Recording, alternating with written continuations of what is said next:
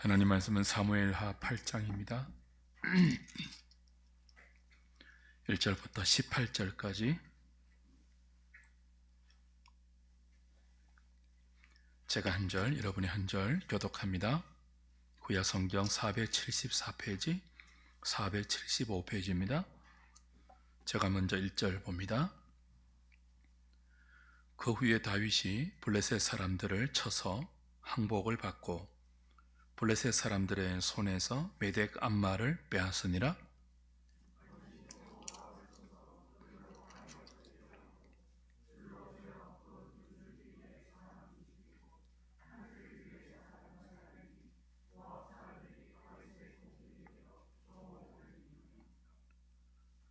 르홉의 아들 소바왕 하닷 에셀이 자기 권세를 회복하려고 유브라데 강으로 갈 때에 다윗이 그를 쳐서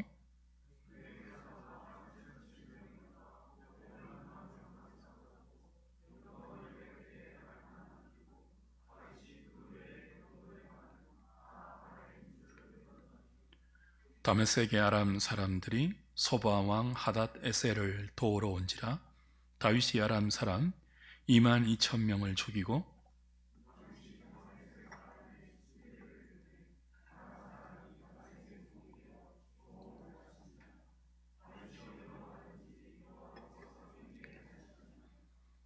다윗이 하닷 에셀의 신복들이 가진 금방패를 빼앗아 예루살렘으로 가져오고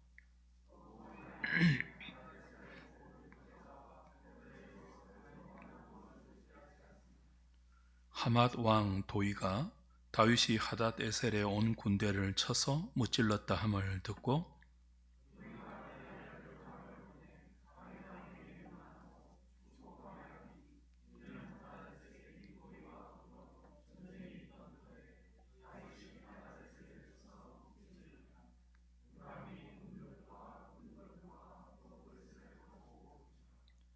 다윗 왕이 그것도 여호와께 드리되 그가 정복한 모든 나라에서 얻은 언금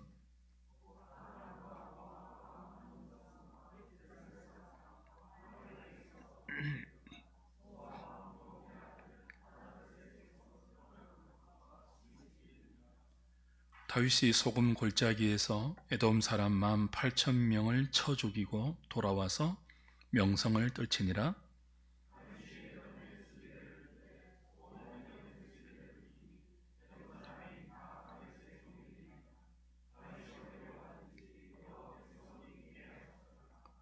다윗이 온 이스라엘을 다스려 다윗이 모든 백성에게 정의와 공의를 행할세.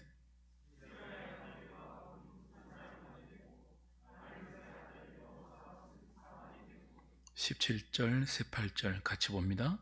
아이두베 아들 사독과 아비아달의 아들 아히멜렉은 제사장이 되고 스라야는 서기관이 되고 여호야다의 아들 브나야는 그렛 사람과 블렛 사람을 관할하고 다윗의 아들들은 대신들이 되니라.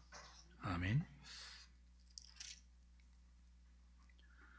사무엘하 8장을 같이 읽었습니다. 쭉 읽으면서 전체적인 내용이 어떤 내용 같습니까? 가장 많이 등장하는 내용이 전쟁이죠. 다윗이 블레셋과 싸워서 이기고 또 무엇과 어떤 나라와 싸워서 이겨 조공을 받았더라. 그런 내용들이 가장 많습니다. 그러니까 8장 전체는 다윗이 이스라엘의 주변 나라들과 전쟁하여 승리했다 하는 내용입니다. 이 내용을 1절은 그 후에라고 시작하죠. 8장 1절 다시 보십시오. 그 후에 다윗이 블레셋 사람들을 쳐서 이렇게 이제 블레셋과의 전쟁을 그 후에라고 서술합니다. 그냥 생각 없이 읽으면 그 후에라고 했으니까 어디와 연결할 수 있습니까? 7장과 연결할 수 있죠. 7장은 다윗이 성전을 지을 생각을 했고 하나님이 그런 다윗의 생각을 물리쳐서 네가 내 집을 짓는 것이 아니라 내가 너를 위한 집을 지어주겠다고 다윗 언약을 주시는 유명한 장면이에요. 그래서 생각 없이 그냥 읽으면 다윗 언약 후에 8장이 거론하는 승리한 다윗의 전쟁 보고서 그렇게 이해할 수 있는데, 여기 1절에 그 후에는 시간적 경과를 의미하는 연대기적 표현이 아닙니다. 문학적 표현이에요. 그 의미의 주제의 변화를 알리는 문학적 표현이 그 후에라는 말입니다. 왜냐하면 시간상으로 볼 때는 7장의 다윗의 언약이 8장에 나오는 여러 전쟁의 승리 기사보다 뒤의 일이에요. 그러니까 7장이, 그죠? 그 8장과 7장이 이 사건들이 연대기적 순서가 아니라는 뜻이죠. 그러므로 8장은 다윗이 왕이 되고 나서 거둔 승리에 대한 전체적인 요약입니다. 그러니까 내러티브가 아니라 리스트예요. 리스트, 보고이죠, 보고서. 다윗이 왕이 되고 나서 이스라엘의 토대를, 정치적, 군사적 토대를 마련한 모든 승리를 요약하는 보고서 형식이 8장이에요. 7장 1절 한번 보십시오.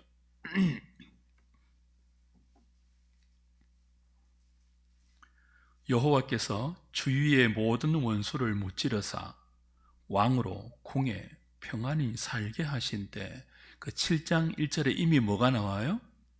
다윗이 주위의 모든 원수를 무찔렀다 하는 이야기 나오잖아요. 그 이스라엘의 평안이 임했다 하는 내용이 나오거든요. 근데 8장에 다시 전쟁 이야기가 나온다고요. 그 연대기적 순서가 아니라는 거죠. 그 7장에서 말한 다윗이 주위의 모든 원수를 여호와의 도우심으로 무찌른 그 모든 전쟁의 요약적인 리스트가 8장이다. 그런 뜻이 그 후에라는 접속사입니다.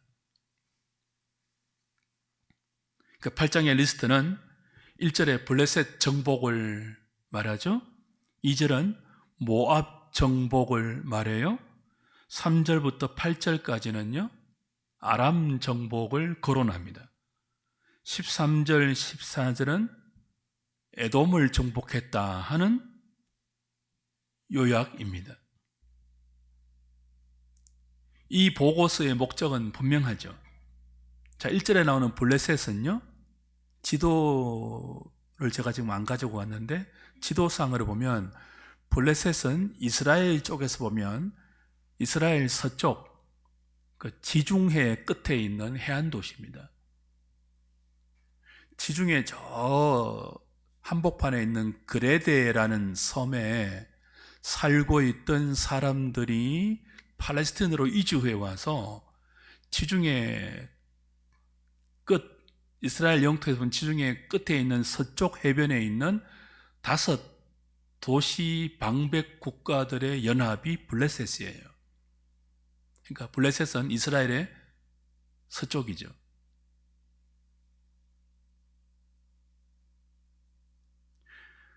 이절에 나오는 모압은요, 요단을 건너기 전에 모압과 암몬이 있죠.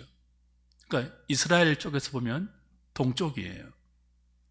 요단을 건너기 전은 동편이고, 요단을 건너서 가나안에서도 가장 서쪽이 블레셋, 이스라엘의 동쪽은 모압과 암몬이 있죠. 그러니까 1절은 서쪽을 정복했다라는 뜻이고, 2절은요, 모압 정복이 이스라엘의 동쪽을 정복했다는 요약이에요. 3절부터 8절까지는 아람 정복이잖아요. 아람은 이스라엘의 북쪽입니다. 다메섹을 위시한 북쪽. 그러니까 아람은 북쪽 정복의 요약이죠. 13절, 14절에 나오는 에돔은요, 이스라엘의 가장 남쪽이에요. 모압과 암몬 그 밑에 있는 남쪽이 에돔이죠. 그럼 이 보고서가 8장의 전쟁 보고서가 다윗의 승리를 요약한 전쟁 보고서인데 이 전쟁 보고서가 목적하는 바가 뭘까요? 이런 나라들의 그 명을 언급하면서 모든 전쟁에서 다윗이 승리했다라는 목적이 뭐죠? 다윗이 왕이 되고 나서 이스라엘의 동서남북 모든 사방 경계의 대적들을 무찌르고 그들을 정복하여 조공을 받았다 하는 내용입니다. 동서남북에 걸친 다윗의 승리를 강조하죠. 자, 가장 먼저 1절에서 블레셋 정복을 가장 먼저 보고합니다. 왜냐하면 블레셋이 이스라엘과 철천지 원수이기 때문에 그래요. 사사 시대부터 바로 앞에 사울 왕 시대까지 이스라엘을 가장 괴롭혔던 나라가 어디라고요? 블레셋입니다. 그런데 이런 블레셋을 다윗이 정복한다는 거죠. 다윗이 블레셋을 정복할 때 메텍 암마를 빼앗았다 그러죠? 블레셋 사람들의 손에서 메덱 암마를 빼앗았다. 이게 메덱 암마는 성경에서 여기만 나오는 지명이에요. 병행 구절인 역대상 18장 1절을 보면 똑같은 그 다윗의 블레셋 정복 전쟁을 설명할 때 메덱 암마 대신 가드를 쳐서 그 마을을 무찔렀다 그렇게 나오거든요. 그러니까 메덱 암마는 가드의 다른 지명이에요. 그러니까 블레셋의 5 방백, 5 유명한 도시 국가가 있는데 그 중에 가드가 있죠. 블레셋의 수도 역할을 했던 도시 가드를 사무엘서 저자는 다른 이름인 메덱 암마로 표현합니다. 직역하면 어머니 도시의 굴레 그런 뜻입니다. 또 다른 뜻으로도 의역이 가능한데요. 블레셋에서 가장 중요한 도시 그런 의미예요. 그러니까 다윗이 이스라엘의 철천지 원수였던 블레셋을 무찔렀는데 그 중에서도 뭐예요? 어머니의 도시에 해당되는 블레셋의 가장 중요한 수도 역할을 했던 가드를 무찔러 그들을 제압했다. 그런 뜻이죠.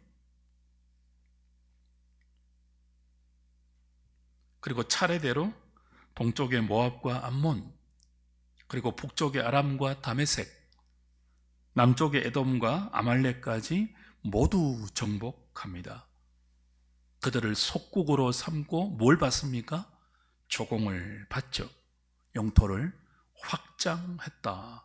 누가요?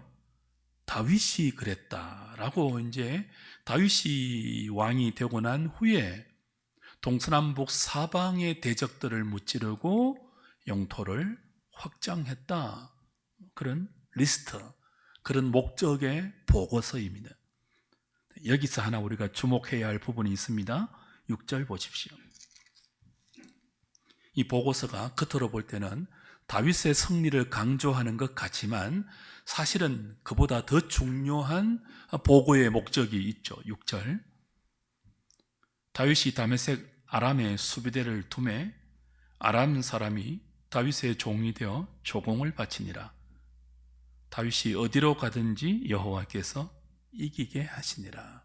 자, 표면적으로는 이스라엘 동서남북의 모든 대적을 물리친 다윗에게 초점이 맞춰져 있는 것 같지만 사실은 그 다윗의 승리 이면에 무엇이 있다는 거죠? 하나님의 은혜가 있었다. 그것이 이 리스트의 핵심입니다. 다윗이 어디로 가든지 여호와께서 이기게 하셨다. 이건 14절에도 똑같은 표현으로 반복돼요. 14절. 다윗이 에돔의 수비대를 두되 온 에돔에 수비대를 두니 에돔 사람이 다 다윗의 종이 되니라. 다윗이 어디로 가든지 뭐예요?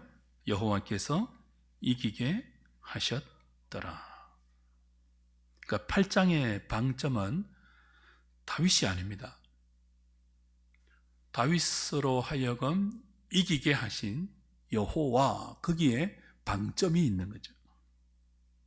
하나님께서 다윗과 함께하여 승리를 주셨습니다. 두 번이나 이 사실을 반복하는 것은 그만큼 중요하다는 뜻이에요. 다윗이 이스라엘의 왕이 되었습니다. 그리고 정복하지 못했던 여부서를 정복하고 예루살렘을 수도로 삼았습니다. 그리고 하나님의 언약궤를 예루살렘으로 옮겨왔습니다. 예배를 회복했습니다. 언약궤는 하나님의 임재의 상징이죠. 그러니까 하나님께서 다윗과 함께 하셨고, 왕이 된 다윗이 다스리는 이스라엘과 참된 왕이신 하나님이 함께 하셨다는 거예요. 그리고 8장 그 후에로 주제의 변환이 연결되는 거죠. 하나님께서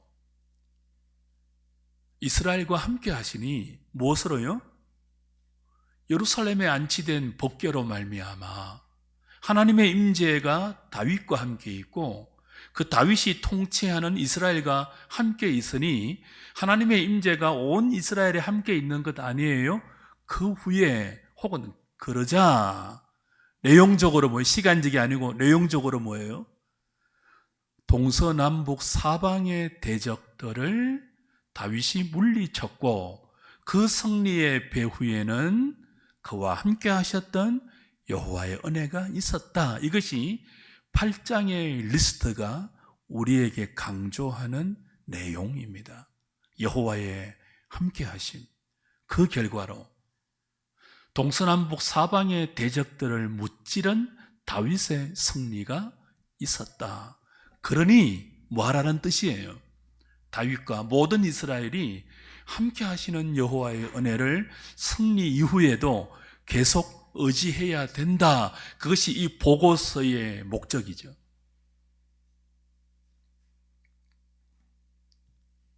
사랑하는 여러분, 많은 경우 저와 여러분은 은혜를 경험하고 나서 넘어집니다.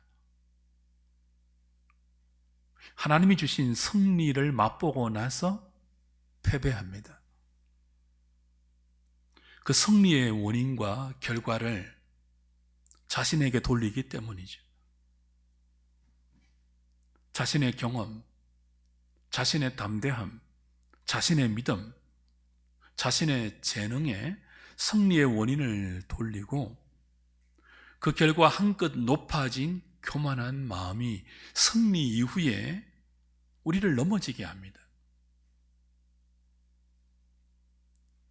그러나 오늘 8장의 이 보고서가 알려주는 부차적인 내용처럼 이 6절과 14절의 이 보고서의 핵심처럼 다윗이 승리의 원인을 자신께 돌리지 않고 이기게 하신 여호와의 은혜에 돌릴 때에 승리 이후의 삶도 바르게 진행되는 것이죠. 4절 보십시오.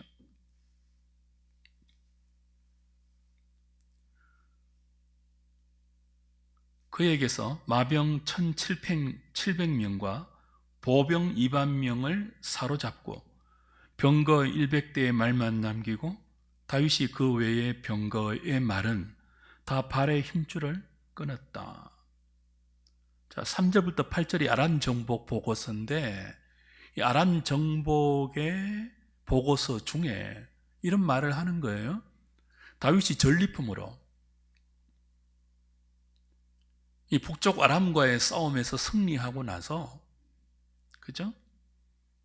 마병 1700명과 보병 20000명을 포로로 사로잡고 병거 100대의 말만 남기고 그 외의 병거의 말은 발의 힘줄을 다 끊었다. 그런 말이 나와요. 이 병거를 노량물로, 그 병거를 이끄는 말들과 군사들을 전리품으로 얻었습니다. 그 당시에 말은 군대의 힘을 상징하죠. 이스라엘에 마병이 없습니다. 대부분 산지이기 때문에 병거도 없어요. 근데 블레셋은 이스라엘보다 훨씬 문명이 발달한 도시 방백 국가죠. 병거가 있죠. 철제 무기가 있어요. 말도 많아요. 그리고 아람은 더 그렇잖아요. 북쪽에 있는.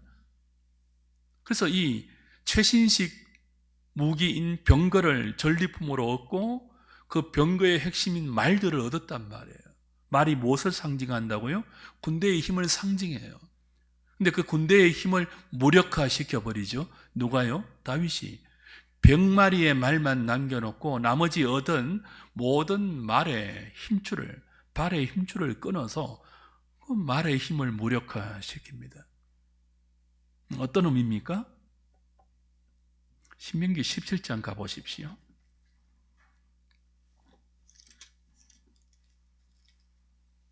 14절부터 봅니다.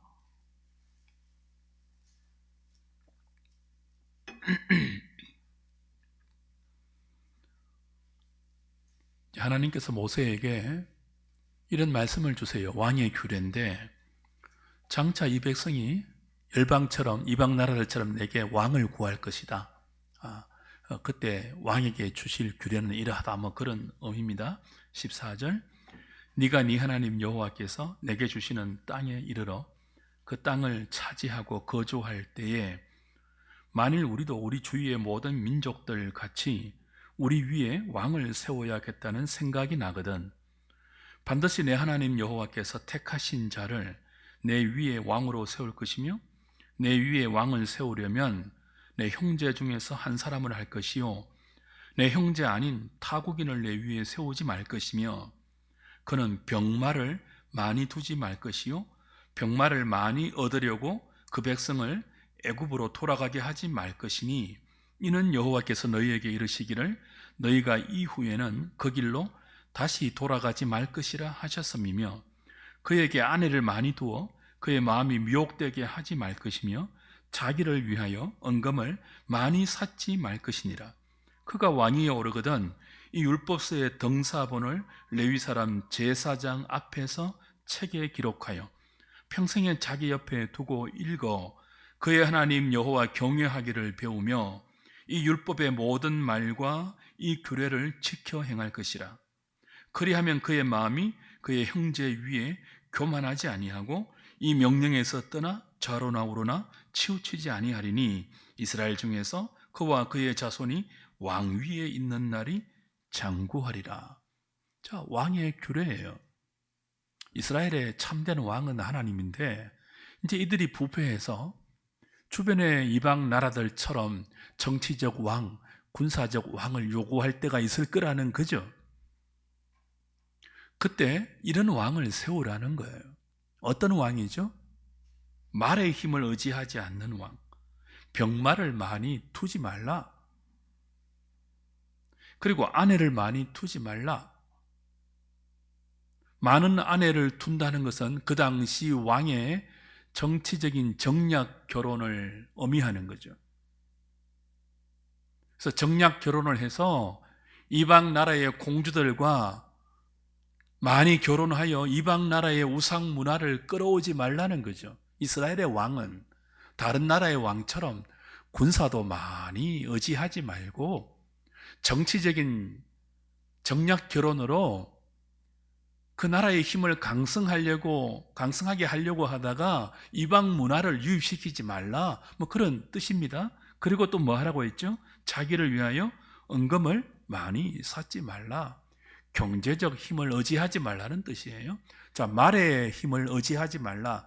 군사력이 이 나라의 왕의 결정적인 요소가 아니다. 은금을 자기를 위해서 많이 쌓지 말라.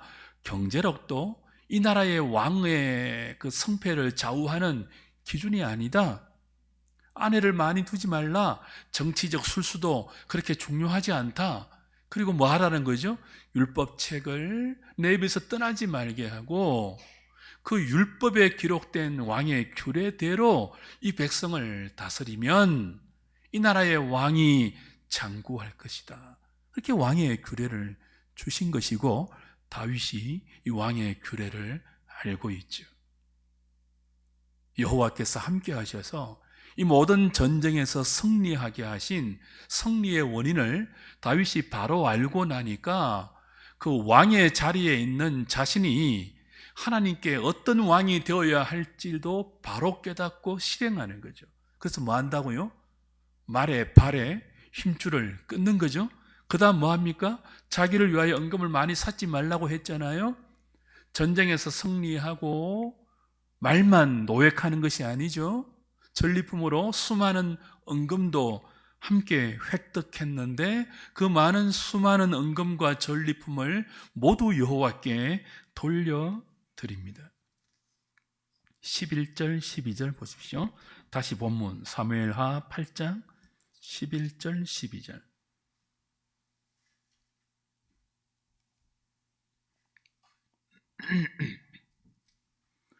다윗 왕이 그것도 여호와께 드리되 그가 정복한 모든 나라에서 얻은 은금 곧 아람과 모압과 암몬 자손과 블레셋 사람과 아말렉에서 얻은 것들과 소바 왕 르홉의 아들 하닷 에셀에게서 노력한 것과 같이 드리니라.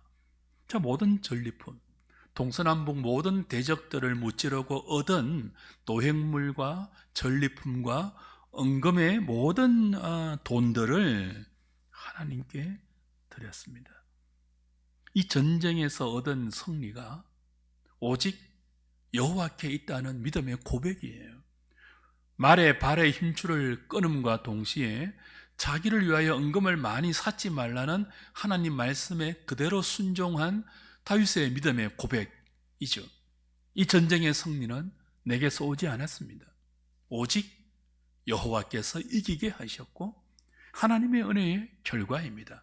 이 나라의 표면적인 왕은 나이지만 이 나라의 진정한 왕은 나로 하여금 이기게 하신 여호와 당신이고 나로 하여금 목동에 불과한 나로 하여금 이스라엘의 왕이 되게 하신 여호와 당신입니다. 이 두 가지 행동으로 다윗은 자신의 믿음을 하나님께 고백했습니다. 그리고 그 고백은 이런 구체적인 행동으로 이어집니다. 15절입니다. 같이 읽을까요? 시작. 다윗이 온 이스라엘을 다스려 다윗이 모든 백성에게 정의와 공의를 행할세. 그 정의와 공의를 행하는 구체적인 목록이 16절, 17절, 18절 그 나라의 이스라엘의 모든 나라의 요직을 전문가들에게 맡겨서 그들이 여호와의 정의와 공의를 행하게 했다. 뭐 그런 리스트입니다. 다윗이 온 이스라엘을 다스리자 그 나라에 정의와 공의가 실현되었다. 뭐 그런 리스트이죠. 지금까지 이스라엘은 공의의 다스림을 받지 못했습니다. 공의의 다스림을 받지 못하니까 정의의 열매도 맺지 못했어요. 사사시대에는요, 어떻게 살았습니까? 자기 소견에 옳은 대로 살았지 않습니까? 하나님의 왕되심을 인정하지 않고 자신들이 각자 왕이 되어서 자기 소견에 옳은 대로 살았으니까 하나님의 정의와 공의가 무시되었다고요? 사울이 왕이 되었을 때는요, 사울 시대에는요, 사울이 하나님의 정의와 공의를 왜곡했잖아요. 비로소 다윗이 왕이 되니까 사사시대에 무시되었던 하나님의 정의, 미스파타예요. 그리고 하나님의 공의, 그 하나님의 정의가 백성들의 삶에 실제적으로 실현되는 체다카, 정의. 제가 그랬죠? 구약 성경에서 가장 중요한 세 단어, 미스파트, 체다카, 하나는 뭐예요? 헤세드예요. 하나님의 인애, 책임지는 사랑. 하나님이 왕으로 다스리면 그 왕의 다스림을 받는 영토, 그 나라에는 무엇이 이루어진다고요? 미스파트와 체다카와 헤세드가 이루어져요. 그것이 다윗이 왕이 될 때 다윗이 참된 왕으로 통치를 받았던 하나님께 순종하니까 그 다윗을 통해서 이스라엘이 비로소 정의와 공의가 백성들의 삶 가운데 실현되었다 하는 것이 이 8장 리스트의 핵심입니다.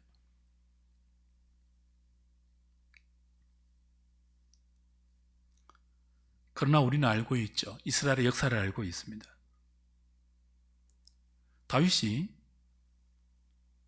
하나님의 정의와 공의를 그가 왕으로 있을 동안에 그 나라 백성들에게 실현했는데 이것이 영원히 가지 않았다는 것을 우리는 이미 알고 있죠. 이스라엘 역사를 통해서 다윗도 노년에 말씀에 불순종했고 범죄했습니다. 다윗의 후손들은요, 하나님을 버렸습니다. 정략 결혼을 했습니다. 말을 많이 두었고 은금을 자기들을 위해서 쌓았습니다. 하나님의 정의와 공의를 떠나서 우상 숭배의 길로 갔습니다. 결국 다윗의 왕조는 실패했고 망했습니다. 그래서 무엇이 필요하다는 거죠? 7장에 다윗에게 주신 언약이 필요하다는 거죠. 하나님의 약속, 네 왕조가 영원할 것이다. 네 씨앗을 통해서 이루어질 그 영원한 나라에서 왕조는 견고할 것이다. 이 다윗의 언약은 다윗 시대와 육신의 혈통을 통해서는 이루어지지 않았습니다. 다윗 왕조가 망하니까요. 그러나 하나님의 언약은 사실 누구를 통해서 성취되죠? 다윗의 후손 예수님을 통해서.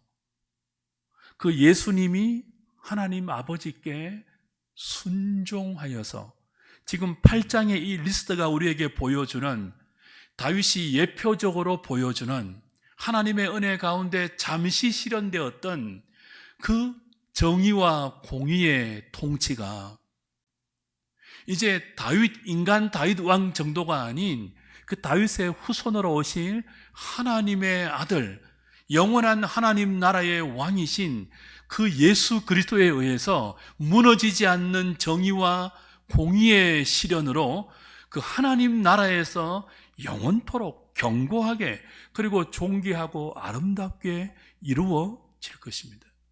그것이 다윗의 언약이죠.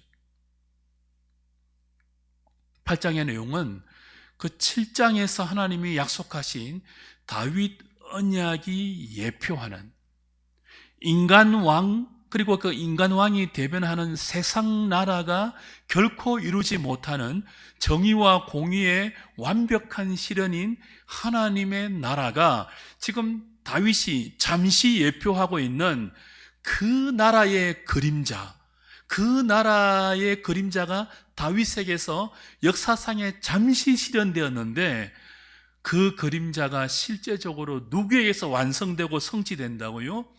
예수 그리스도가 이루실 하나님의 나라에서 성취되었고 또 앞으로 영원히 뭐 한다는 거예요? 완성될 것이라는 것이 7장에서 하나님께서 다윗에게 주신 다윗의 언약이라는 것입니다. 주 안에 사랑하는 여러분, 저와 여러분은 승리 이후에도 실패합니다. 사람은 은혜를 받고도 감격의 찬송을 부르고 나서 돌았으면 불순종하는 완악한 죄인들입니다. 예수 그리스도를 예표했던 다윗조차 넘어졌다고요. 세상 나라는 잠시 정의와 공의를 행하다가도 다시 불의와 불법으로 무너집니다. 그러나 우리 주 예수 그리스도가 주시는 승리는 영원합니다. 그리스도가 다스리는 하나님 나라의 정의와 공의도 영원합니다.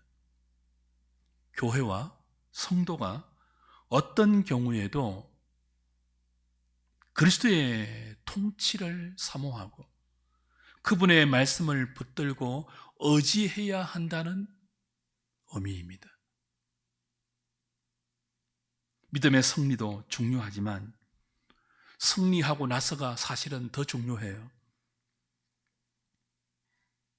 하나님께서 우리에게 주신 승리의 이유와 목적을 모르거나 잊어버릴 때 우리는 하나님께서 의지하지 말라고 했던 말의 힘을 의지하게 됩니다.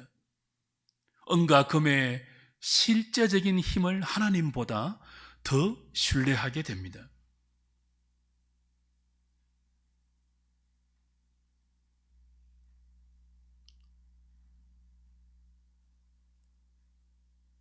그러지 말고 그 유혹을 물리치고 승리 이후에, 은혜 체험 이후에 그 승리를 주신 여호와의 목적을 분명히 깨닫고 붙들어서 교만함으로 넘어지지 말고, 말의 힘 의지하지 말고, 은과 금의 힘 의지하지 말고, 정략 결혼이 의미하는 정치적인 권세에 의지하지 말고, 오직 하나님께서 말씀하신 바 여호와의 계명에 순종하여 영원한 정의와 영원한 공의와 영원한 헤세드의 삶을 소망하면서 그 참된 정의와 공의가 오직 예수 그리스도에게서만 가능함을 아는 사람으로 살든지 죽든지, 앉아있든지 일어나든지, 어디서 무엇을 하든지, 오늘 8장의 승리 보고서가 예표하는 이기게 하시는 하나님의 은혜, 그 승리를 영원토록 지속해 하실 그리스도의 통치를 소망하는 가난한 마음과 애통한 마음과 하나님의 은혜에 길들여진 온유한 마음과 의에 줄이고 목마른 마음의 소유자들 되셔서 우리의 삶에도 하나님이 이기게 하시는, 하나님 주시는 그 은혜의 힘으로 정의와 공의를 실현하며 헤세드 인애의 삶을 흘려보내는 그런 우리 하늘의 식구들, 모든 주의 백성들 될 수 있기를 주님의 이름으로 부탁드립니다.